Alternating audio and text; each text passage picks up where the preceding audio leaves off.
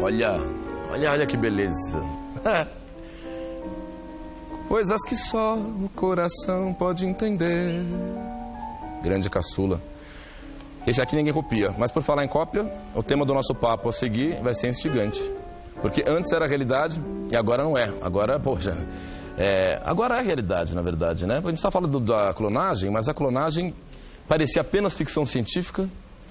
Muito tempo atrás. Há um tempo atrás, e hoje a gente está vendo, tem um caso clássico da ovelha Dolly, a gente vai falar sobre tudo isso aqui, tá? Mas, era realidade só na ficção científica, mas agora já está acontecendo, dá para ver vários de você por aí. Seria um estrago ou seria uma bênção, vai saber. Mas pensando nisso, a gente vai primeiro conhecer o processo de clonagem com o nosso convidado aqui. Tem um VTzinho para a gente ver. O ano é 1997. O mundo presencia uma das maiores conquistas científicas do século. Seu nome é Dolly, a ovelha clonada. Cientistas da Escócia conseguiram criar o primeiro clone de um mamífero adulto. O anúncio da existência de Dolly iniciou uma discussão sobre os perigos da clonagem, em especial a clonagem de seres humanos, que agora estava próximo da realidade. O ser humano já tinha criado clones de bactérias e plantas, e até mamíferos, mas a partir de células de embriões.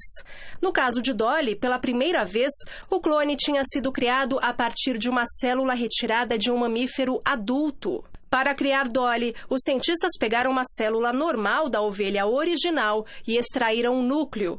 Depois, pegaram um óvulo não fertilizado de outra ovelha e jogaram o núcleo fora. O próximo passo foi colocar um dentro do outro e dar choques elétricos, provocando a fusão entre eles. Falando assim, parece fácil, mas isso foi feito 277 vezes. Só 29 deram certo.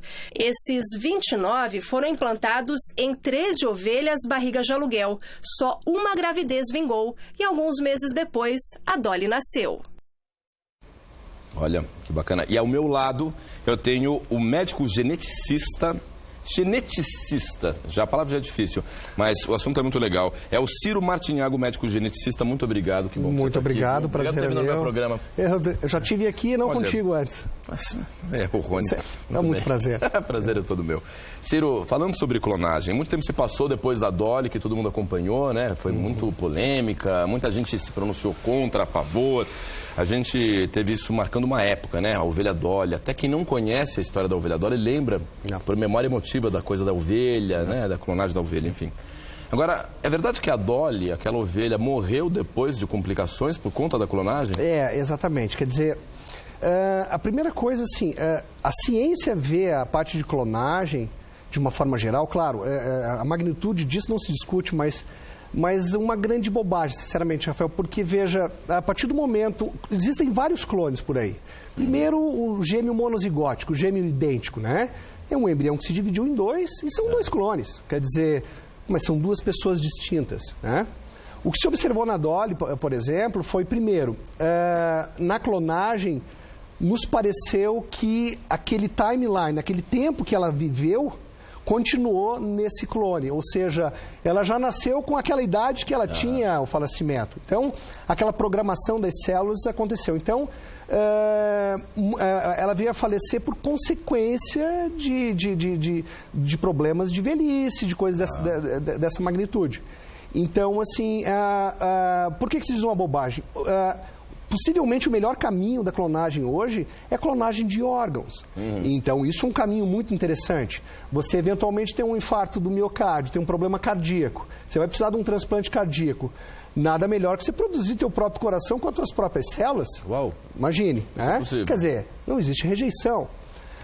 Esse talvez seja o futuro da história toda, Rafael, porque de animais, de humanos, tudo isso é possível. Inclusive se anunciou, né? Um italiano anunciou que havia feito um clone de um ser humano na época, tal, etc., mas aquela coisa toda não foi para frente. Agora, o que a gente tem efetivamente de avanços no cenário da clonagem, assim? E por que algumas pessoas ainda dizem que mesmo com a tecnologia do século XXI, a clonagem ainda é um pouco ineficiente? A questão toda da clonagem é a mesma história da terapia com células-tronco.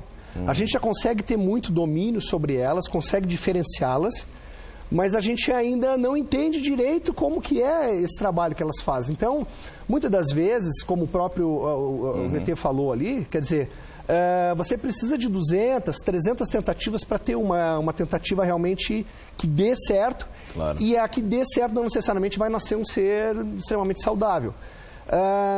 Então, a partir do momento que você tirou de pauta o ser humano, né, um outro indivíduo, quer dizer, é muita vaidade do cientista querer fazer um clone dele mesmo. Agora, por quê? Porque, eu volto a repetir, é um outro ser, não vai continuar a vida que você levou dali em diante, né?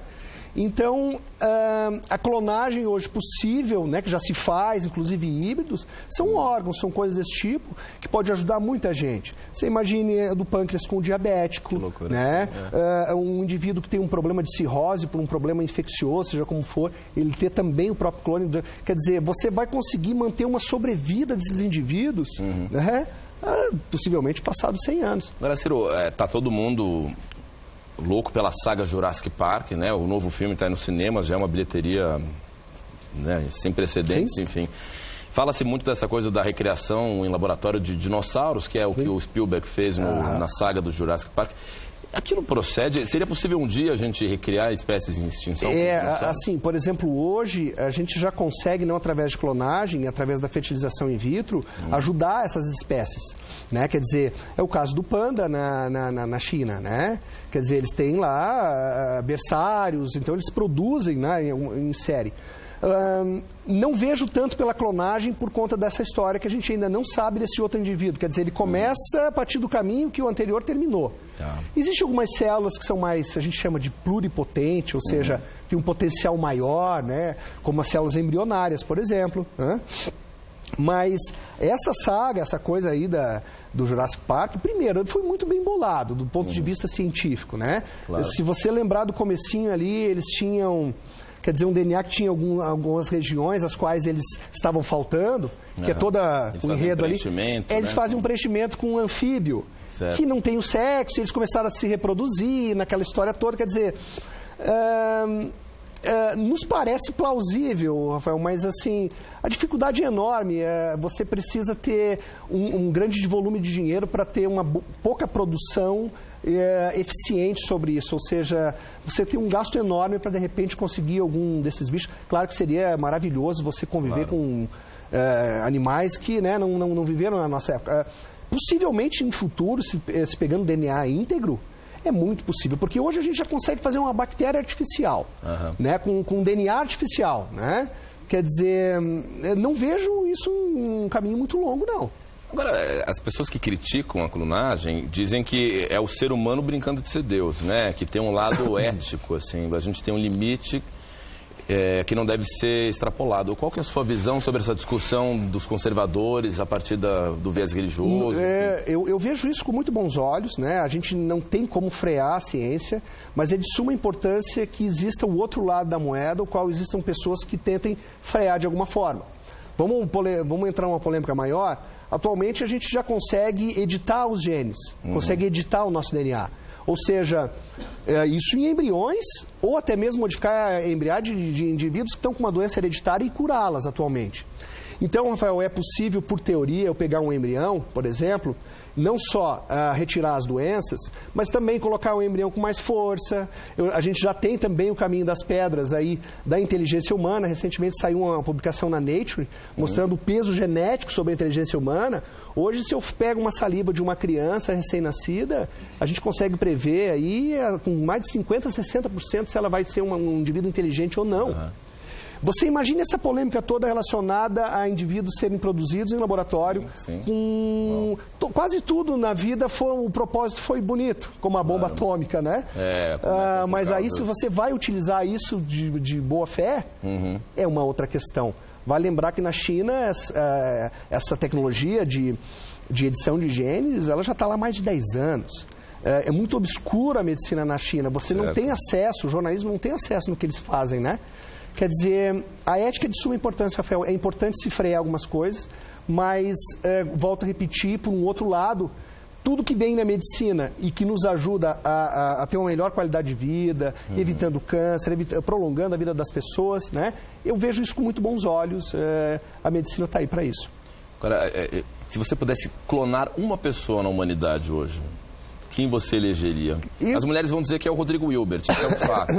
Toda mulher vai dizer, clona o Rodrigo, mas quem seria? Eu puxaria mais pro lado da ciência, né? Para trazer benefícios para a humanidade. Pegaria um Einstein, uma coisa como essa. Para ele prolongar o que ele deixou aí. Lógico. Eu acho que isso aí, o benefício seria para todos, né? Nossa, sem dúvida nenhuma. Você já imaginou?